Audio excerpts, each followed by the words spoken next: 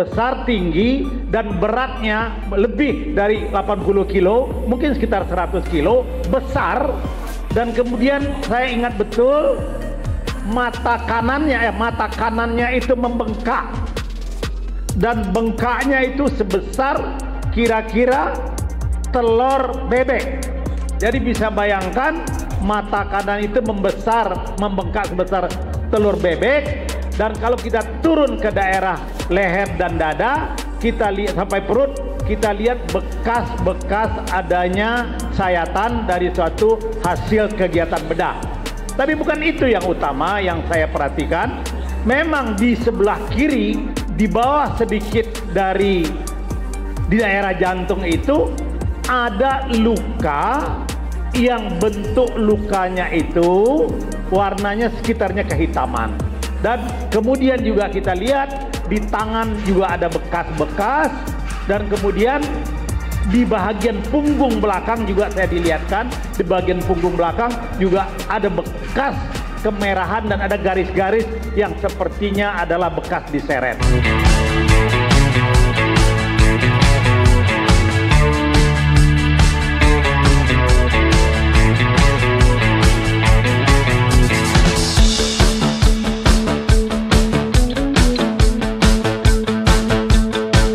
Dokter ini yang saya dengar ikut memandikan jenazah 6 syuhada tersebut, ya dok ya? Iya betul. Iya, dan menyaksikan luka-lukanya. Jadi mungkin berdasarkan pengalaman itu dokter bisa bercerita apa yang dilihat dan kemudian diobservasi berdasarkan ilmu kedokteran yang dokter pahami. Silakan. Terima kasih Pak Refli, bahwa kehadiran saya di sini adalah bahagian dari tanggung jawab saya secara pribadi. Kebetulan saya seorang dokter. Jadi hari Selasa itu tanggal 8, saya ingat, Selasa tanggal 8, saya sudah mendengar adanya kejadian-kejadian musibah yang menimpa apa yang kita kenal sekarang itu adalah kilometer 50 tersebut. Dan sebagai bahagian yang tidak terpisahkan sebetulnya dari proses pembelajaran saya kemudian mendapatkan informasi dan mencari informasi mayat-mayat itu ada di mana begitu.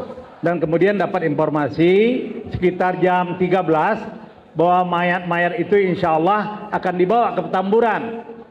Dan sekitar jam 20 malam saya mendapatkan informasi bahwa mayat-mayat sudah dibawa. Tapi karena saya masih ada kegiatan, saya baru datang ke Petamburan jam 23 malam. Bapak Ibu sekalian, yang saya saksikan pada waktu itu adalah suasana yang sangat menyedihkan. Dan waktu saya masuk ke Petamburan, saya lihat ada jadi ruangan tempat pengajian yang biasa bulanan itu terdiri tidak banyak orang, pintu depan ditutup, dan kemudian di ruangan tersebut saya begitu masuk dari pintu kita bisa melihat adanya mayat dan juga ada sebagian keluarga. Nah, saya tentu saja saya tadi disclaimer bahwa kehadiran saya adalah bahagian dari memang saya biasa ngaji di Petamburan, dan saya kenal anak-anak bagian yang hadir yang mendapatkan musibah tersebut. Dan tentu saja dari hari Selasa jam 13 kalau nggak salah tanggal 8 Desember kalau saya nggak keliru ya, itu dari jam 13 sudah ada berita. Jadi saya sangat antusias sebetulnya untuk ikut berada mendapatkan kesempatan, dan akhirnya sekitar jam 20 lah dikasih tahu bahwa mayat sudah dibawa, dan tentu saja saya kemudian segera hadir. Dan begitu saya hadir, saya melihat keadaan yang sedih, semuanya sedih, dan kesedihan itu terasa sekali gitu pada waktu itu. Nah, yang ingin saya sampaikan sebagai bagian kesaksian saya bukan saksi sebagai saksi ahli atau apa, bukan, tapi saya bersaksi buat diri saya sendiri, dan mudah-mudahan kesaksian saya buat diri saya sendiri karena saya diberi kesempatan hadir itu merupakan bahagian dari kebaikan yang saya sampaikan. Jadi yang saya lihat salah satu, tapi yang jadi perhatian saya waktu itu adalah Ahmad Sofyan. Jadi almarhum Ahmad Sofyan.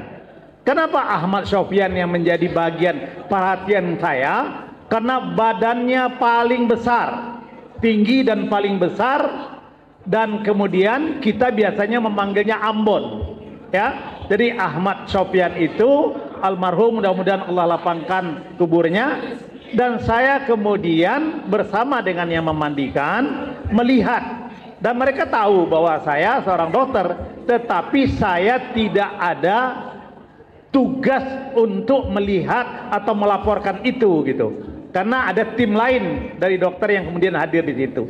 Tapi sekarang ada kesempatan saya menyampaikan apa yang saya lihat. Dan apa yang saya lihat itu adalah benar-benar yang saya lihat, yaitu saya lihat terbujurlah laki-laki yang besar, tinggi, dan beratnya lebih dari 80 kilo, mungkin sekitar 100 kilo, besar. Dan kemudian saya ingat betul mata kanannya itu membengkak, dan bengkaknya itu sebesar kira-kira telur bebek.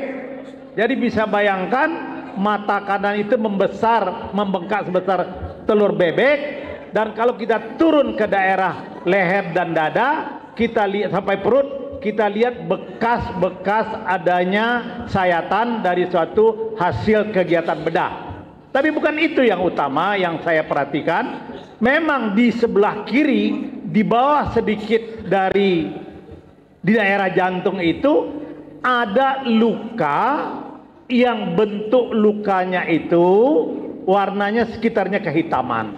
Dan kemudian juga kita lihat di tangan juga ada bekas-bekas, dan kemudian di bagian punggung belakang juga saya dilihatkan, di bagian punggung belakang juga ada bekas kemerahan dan ada garis-garis yang sepertinya adalah bekas diseret. Oh ibu sekalian, inilah kesaksian saya sebagai individu, sebagai orang yang hadir di situ. Saya menyaksikan bahwa jelas-jelas orang sebesar Ahmad Sofyan, dia bisa membela dirinya. Tetapi kalau kita lihat adanya bekas lubang di dada, tentu, dan dengan warna kehitaman di sekitarnya, tentu saja ini bisa diinterpretasikan yang lain.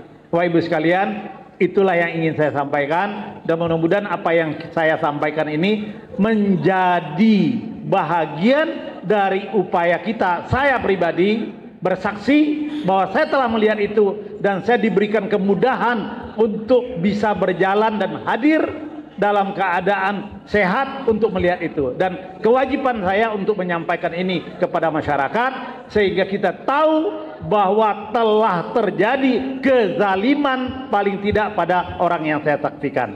Dan tentu saja kezaliman itu tidak boleh dibiarkan, kezaliman itu harus diupayakan untuk diselesaikan, dan kewajiban saya telah saya sampaikan, dan itulah yang ingin saya sampaikan. Terima kasih. Assalamualaikum warahmatullahi wabarakatuh.